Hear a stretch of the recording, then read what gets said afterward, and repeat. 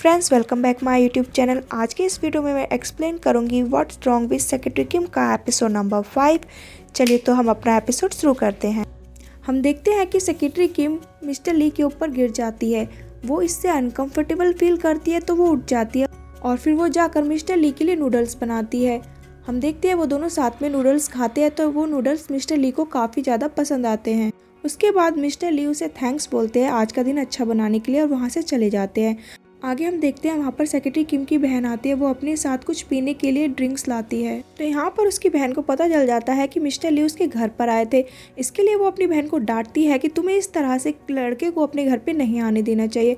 उसके बाद हम देखते हैं कि वो दोनों ड्रिंक करती है तो उसकी बहन यहाँ पर कहती है अगर तुम अपने बॉस के बारे में कुछ सोचने लगी हो तो वो ठीक नहीं होगा। वो कहते हैं तुम्हारे बॉस और हमारे परिवार के बीच ज़मीन आसमान का अंतर है। अगर तुम उनके बारे में कुछ सोचोगी तो आगे चलकर तुम्हें ही तकलीफ होगी। उसकी बहन को उसकी चिंता होती है इसलिए वो ये सब कुछ बोलती है। इस पर सेक्रेटरी किम कहती है मुझे पता है क्योंकि ये मेरी प्रॉब्लम होगी। तो यहाँ पर हमें समझ में आ जाता है कि सेक्रेटरी किम भी मिस्टर ली को थोड़ा बहुत पसंद करने लगी हैं। फिर हम संगयन को सोते हुए देखते हैं जो कि एक डरावना सपना देखता है कि वो जब बचपन में होता है तो वो एक डरावने घर में फंस जाता है। इस सपने को देखकर उसकी आंखें खुल जाती हैं। अगले दिन सेक्रेटरी किम ऑफिस जाने के लिए निकल ही रही होती है तो तभी उससे मिस्टर ली की कॉल आती है। वो उससे कहते हैं कि जल्दी घर के बाहर आओ क्योंकि मैं तुम्हें लेने के लिए आया हूँ। फिर सेक्रेटरी किम दौड़कर नीचे जाती है। जब वो वहाँ पर जाती है तो उनका पैर टकरा जाता है जिसकी वजह से वो गिरने वाली होती है तो मिस्टर ली उसे संभाल लेते हैं। तो यहाँ पर वो कुछ देर तक एक दूसरे को देखते रहते हैं। सेक्रेटरी किम काम में इतनी बिजी होती है कि उन्हें खाने का भी टाइम नहीं मिलता। तो यहाँ पर मिस्टर ली उसके लिए कुछ खाना लेकर आते हैं जो कि वो उसे दे देते हैं। हम देखते हैं कि सेक्रेटरी ली आज कुछ ज़्यादा ही सेक्रेटरी किम की केयर कर रहे होते हैं। इससे सेक्रेटरी किम को भी अजीब फील होता है।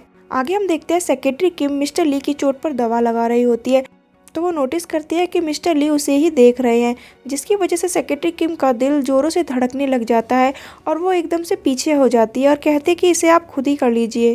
तभी हम देखते हैं सेक्रेटरी किम कुछ फाइलें उठा रही होती है तो उनके हाथ में टेबल का कांच लग जाता है। तो ये देखकर मिस्टर ली उनके हाथ में दवाई लगाते हैं। इसे देखकर सेक्रेटरी किम को अच्छा फील होता है। तो यहाँ पर सेक्रेटरी किम मिस्टर ली के ख्यालों में खोई रहती है। उन्हें भी ये बात अजीब लग रही होती है कि मैं इतना ज़्यादा मिस्टर ली के बारे में क्यों सोच रही हूँ। वहीं दूसरी तरफ मिस्टर ली की मॉम काफ़ी ज़्यादा परेशान होती है कि उनके दोनों बेटे आपस में झगड़ते रहते हैं। हम देखते हैं कि मिस्टर ली के फादर यंग को कहते हैं कि तुम्हें इस तरह से ली से झगड़ा नहीं करना चाहिए और तुम्हें ली से माफ़ी मांगनी चाहिए। फिर हम देखते हैं कि सन युंग सेक्रेटरी किम से मिलने के लिए ऑफिस आता है तो सेक्रेटरी किम उससे कहती है कि तुम मेरा पीछा क्यों कर रहे हो, मैं तुम्हें अच्छा इंसान सोचती थी। तो यहाँ पर सन युंग उससे कहता है कि तुमने मुझे बुक कॉन्सर्ट के लिए मेल किया था, मैं ही हूँ मॉर्फियस। ये जानकर सेक्रेटरी किम काफ़ी ज़्यादा खुश होती हैं। फिर हम उन्हें एक कॉफ़ी शॉप में बैठा हुआ देखते हैं जहाँ पर वो दोनों बातें कर रहे होते हैं।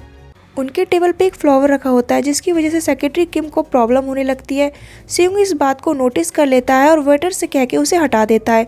सेक्रेटरी किम इस बात से इम्प्रेस होती है कि वो समझ गया कि मुझे फ्लावर से एलर्जी है। फिर हम देखते हैं सेक्रेटरी किम मुझसे पूछते हैं कि तुमने मेरा मेल देखा तो तुमने क्या सोचा है मेरे प्रपोजल के बारे में। वहीं दूसरी तरफ मिस्टर ली और पार्क को दिखाया जाता है तो वहाँ पर मिस्टर पार्क उससे पूछते हैं कि तुम आजकल सेक्रेटरी किम के साथ ज़्यादा समय बिता रहे हो तो इसका मतलब तुम दोनों एक दूसरे को डेट कर रहे हो। तो इस पर मिस्टर ली कहते हैं अभी तक तो नहीं। तो पार्क उससे कहता है तुम्हें लड़कियों के बारे में कुछ नहीं पता। ये सुनकर मिस्टर ली नाराज़ हो जाते हैं कि तुम ऐसे कैसे कह सकते हो कि मुझे कुछ नहीं पता। वो कहते हैं कि मैं उसे जल्द ही बता दूंगा कि मैं तुम्हें पसंद करता हूँ और डेट करना चाहता हूँ। इस पर पार्क उससे कहते हैं कि तुम्हें जल्दी करना चाहिए क्योंकि लड़कियाँ उन लड़कों को पसंद नहीं करती जो अपनी फीलिंग्स को शेयर करने में टाइम लगाते हैं। तो इस बात को सुनकर मिस्टर ली टेंशन में आ जाते हैं कि वो क्या करे।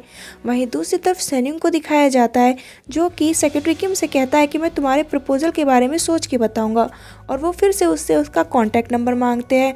तो इस बार सेक्रेटरी किम उसे अपना कॉन्टैक्ट नंबर दे देती है। मिस्टर ली यहाँ पर ये सोचने में परेशान होते हैं कि वो सेक्रेटरी किम को कैसे बताएं क्योंकि उन्हें याद आता है कि सेक्रेटरी किम ने कहा था कि वो एक ऑर्डिनरी पर्सन को लाइक करना चाहती है और उसे डेट करना चाहती है।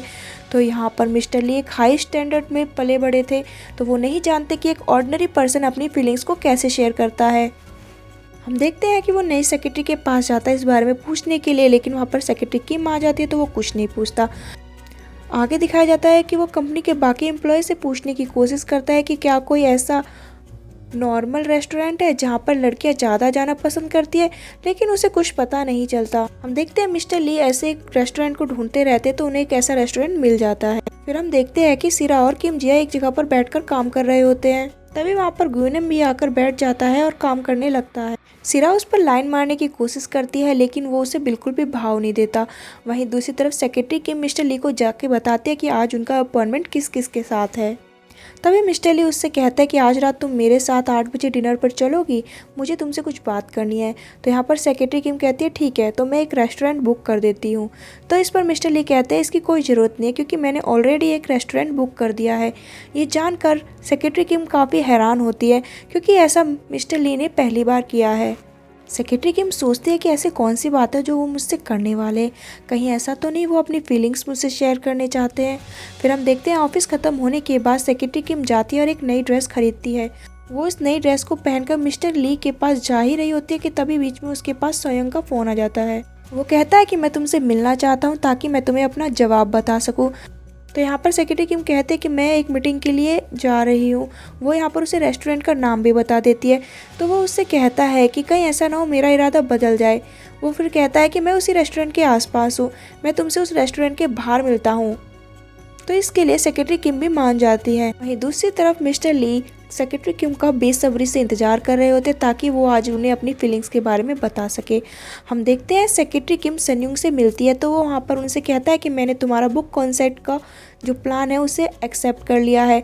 ये जानकर सेक्रेटरी किम काफ़ी ज़्यादा खुश होती हैं। वो उसे यहाँ पर अपनी नई बुक की एक कॉपी भी देखता है, लेकिन तभी वहाँ पर मिस्टर ली आ जाते हैं और उस बुक को उसे रिटर्न कर देते हैं और वहाँ से सेक्रेटरी किम को लेकर चले जाते हैं और उससे पूछते हैं कि तुम वहाँ पर क्या कर रही थी। तो इस पर सेक्रेटरी किम पूछते कि आपने ऐसा क्यों किया। तो वो कहते हैं पहले तुम मुझे बताओ कि तुम उसके साथ वहाँ पर क्या कर रही थी। सेक्रेटरी किम वहाँ पर कहती है कि वो मान गया है बुक कॉन्सर्ट में आने के लिए, वो एक बहुत बड़ा राइटर है। ये बात सुनकर मिस्टर ली उससे कहते हैं कि वो नहीं आ सकता। तो सेक्रेटरी किम कहती है क्यों। तो मिस्टर ली यहाँ पर उससे कहते हैं कि मुझे तुम्हें हर बात बताने की ज़रूरत नहीं है। ये सुनकर सेक्रेटरी किम काफ़ी ज़्यादा गुस्सा हो जाती है। तो वो उससे कहती है जो आप मुझे बताने वाले थे अगर वो ज़्यादा इम्पोर्टेंट ना हो तो वो आप मुझे कभी फिर बता सकते हैं। तो इस पर मिस्टर ली उससे कहते हैं वो बात इतनी इम्पोर्टेंट भी नहीं है। ये सुनकर सेक्रेटरी किम को बहुत बुरा फील होता है। तो सेक्रेटरी किम वहाँ से चली आती है। जब वो वापस आ रही होती है तो वो बहुत ज़्यादा परेशान होती है, क्योंकि उन्होंने उम्मीदें बढ़ा ली थी। उन्हें लगता था कि आज मिस्टर ली उन्हें अपनी फीलिंग्स के बारे में बताएंगे, लेकिन ऐसा कुछ नहीं होता। फिर हम देखते हैं कि मिस्टर ली अपने भाई को अपने घर पर बुलाते हैं और वो कहते हैं कि तुम ऐसा क्यों कर रहे हो। तो यहाँ पर उनका भाई उससे कहता है कि ये अच्छा मौका है कि मैं कंपनी के लिए कुछ कर सकूँ, ऐसा मुझसे सेक्रेटरी किम ने कहा। यहाँ पर वो उससे कहता है कि क्या तुम डरे हुए हो, तुम्हें इस बात का डर है कि सेक्रेटरी किम मेरी हो जाएंगी। अगर तुम डरे हुए तो इस बात के चांसेस ज़्यादा है। मिस्टर ली उससे कहते हैं तुम्हें जो करना है करो, मुझे इससे कोई फ़र्क नहीं पड़ता। अगर तुम ये वो उससे कहता है अगर तुम्हें ऐसा लगता है कि तुम कंपनी और सेक्रेटरी किम को इन्फ्लुएंस कर सकते हो तो ऐसा नहीं हो, क्योंकि तुम इसके काबिल नहीं हो। ये बात सुनकर उसके भाई को काफ़ी बुरा लगता है। फिर हम देखते हैं कि मिस्टर ली को बुरा लगता है कि उन्होंने सेक्रेटरी किम को काफ़ी बुरा भला कहा। वो वहाँ पर उसे सॉरी करने के लिए मैसेज करने का सोच रहे होते हैं, लेकिन वो मैसेज नहीं कर पाते क्योंकि उन्होंने अब तक अपनी लाइफ में किसी से भी सॉरी नहीं कहा था। जब मिस्टर ली ऑफिस आते हैं तो वो देखते हैं सेक्रेटरी किम काफ़ी उदास होती है। वहीं बाकी एम्प्लॉयज़ बात कर रहे होते हैं कि बुक कॉन्सर्ट के लिए मॉर्फियस आने वाला है। इस बारे में जब सेक्रेटरी किम को पता चलता है तो सेक्रेटरी किम मिस्टर ली के पास जाती है और उनसे पूछती है कि कल आपने इस चीज़ के लिए मना किया था, तो क्या मैं जान सकती हूँ कि ये बात सच है या नहीं। तो मिस्टर ली कहते हैं हाँ ये बात सच है।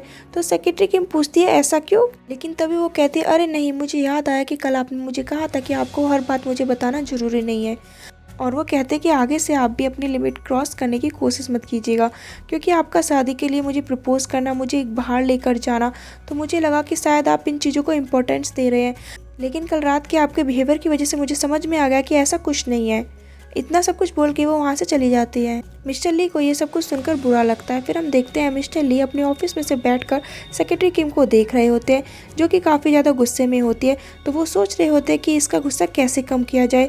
वो बाहर जाकर सेक्रेटरी किम से बात करने की कोशिश करते हैं, लेकिन वो बात नहीं करती।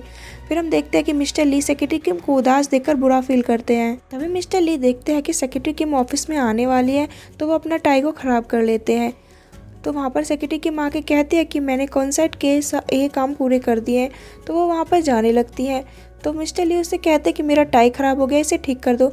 लेकिन सेक्रेटरी किम इस बात को नहीं सुनती और वहाँ से चली जाती है। आगे हम देखते हैं कि सेक्रेटरी किम को पता चलता है कि मॉर्फियस और कोई नहीं बल्कि मिस्टर ली का बड़ा भाई है। तो यहाँ पर सेक्रेटरी किम को वो बात याद आती है जहाँ पर मिस्टर ली ने उससे कहा था कि उनकी अपने भाई से नहीं बनती है। फिर सेक्रेटरी किम को बुरा लगता है कि उन्होंने बेकार में मिस्टर ली को इतना सब कुछ सुना दिया। फिर हम देखते हैं मिस्टर ली पार्क के पास जाते हैं और उससे पूछते हैं कि सॉरी कैसे कहा जाता है।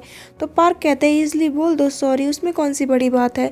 तो यहाँ पर मिस्टर ली कहते हैं ये मेरे लिए बड़ी बात है क्योंकि आज तक मैंने अपनी पूरी लाइफ में किसी को सॉरी नहीं कहा है। वो उससे पूछते हैं कि कोई ऐसा तरीका है कि बिना सॉरी बोले ही रिलेशनशिप को संभाला जा सके। तो यहाँ पर मिस्टर पार्क कहते हैं नहीं।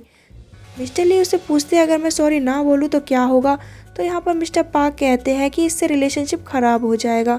तो हम देखते हैं कि मिस्टर ली डिसाइड करते हैं सेक्रेटरी किम को सॉरी बोलने का। फिर वो जाकर हिम्मत करके जैसे तैसे उसे सॉरी बोल देते हैं। तो यहाँ पर सेक्रेटरी किम उनसे कहते हैं कि आप ऐसे इंसान नहीं हैं जो बिना वजह गुस्सा करे। ये मेरी गलती है कि मैंने इस बात को पर्सनली ले लिया, तो आप भी मुझे माफ़ कर दीजिए। फिर हम देखते हैं कि वो दोनों एक दूसरे को सॉरी बोल देते हैं तो उनके बीच की सारी गलतफहमियां दूर हो जाती हैं। तो दोस्तों इस पार्ट में बस इतना ही। आगे की कहानी देखेंगे हम नेक्स्ट वीडियो में।